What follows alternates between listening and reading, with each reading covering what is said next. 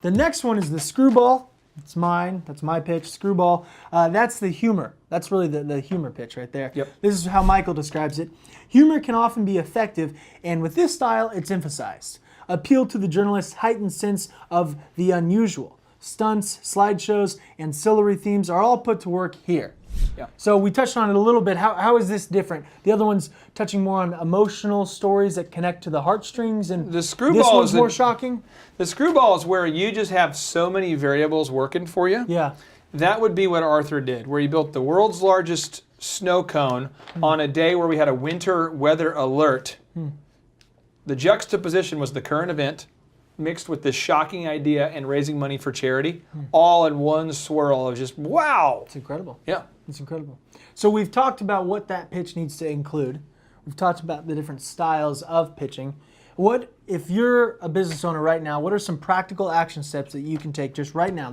It's been sprinkled throughout here, but right now at the end of this episode, what do I need to do? I would say, I'd hope that right now you could type in your notes section any ideas that have come to your mind that you could do to promote your business, and really begin to brainstorm. I would go into a room where you've got maybe some sheets of paper or a whiteboard, and I'd begin thinking of all the headlines that you could come up with.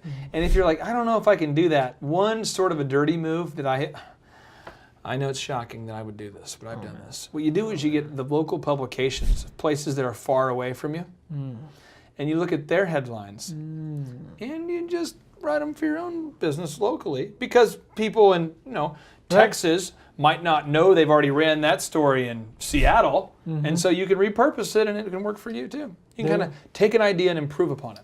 So what if I'm watching this and I'm still kind of intimidated though? I mean, it's still like getting my business, my plumbing business, my whatever it is, my small business into the media, that still to me seems crazy. Well, I'll tell you this, if you're going to become successful as an entrepreneur, you're going to ultimately be somebody, you're about 13% of the population. So it means there's 13 of you for every 100. You're going to have to be alone a lot. You got to be comfortable being up kind of out front. You got to be comfortable getting rejected. And the guy, Watson, who used to be, the Program Observer can add this quote here to the screen, but the guy used to run IBM. Yeah. He says if you want to double your rate of success, you need to double your rate of failure. So you're going to fail. Like if you're going to succeed more often, you have to double your rate of failure.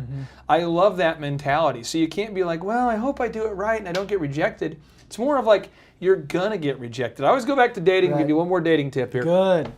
If you're a guy, and you let's be real, if you're a guy like me and you're like, I'm a B minus. I'm a beautiful internally, but maybe I'm not a, you know what I mean? I know it's hard for, but Yeah. You're for you, you're making A, so it's easier. But for me, I go through, what compensates for the lack of intelligence. You got the A look. So you've got the intelligence, I have the looks. Yeah, I mean, obviously, that's, you can't have all the gifts, you know what I mean? Right. So I'm rocking a, serious B minus. Serious B minus. So if I was somebody watching this and I'm rating myself a B minus, maybe even a C minus, you got to make a list, and you're like, here are 50 people that I would love to date. Maybe 10, maybe 7, maybe 50 of them. I do it, or you go into that place and you start asking people, hey, will you go on a date? Will you go on a date? And eventually somebody will go like, they'll mess up and go, yeah, and you're like, ha, and you'll trick them. And you just got to stay trick. You got to keep tricking them for. You've been tricking your wife for years now, right? Yeah, my wife she's smart. She got into college easily, taking her ACT just first try. Unbelievable. Cheerleader. Good grades, smart. I'm just kind of whatever. But the point is, you just trick people. Well, honestly, I don't know where your ranks would, your looks would rank. We can let the Thrivers decide if it's a C minus, B minus. Yeah, I think that your outfit that you chose today, though. Have you guys? This outfit is incredible. You went the blue suit, the red tie today. Well, I dressed up. I dressed up for you. It's interesting. You kind of mix it up. Well, I was like, I don't. Should I wear like a red tie or like a red tie? A red or a red, maybe a white shirt. Yeah. I love it. Well, I appreciate you, my friend. I want you to know something. I know real quick before I do. Just gonna let me sit here. I'm just gonna wait here.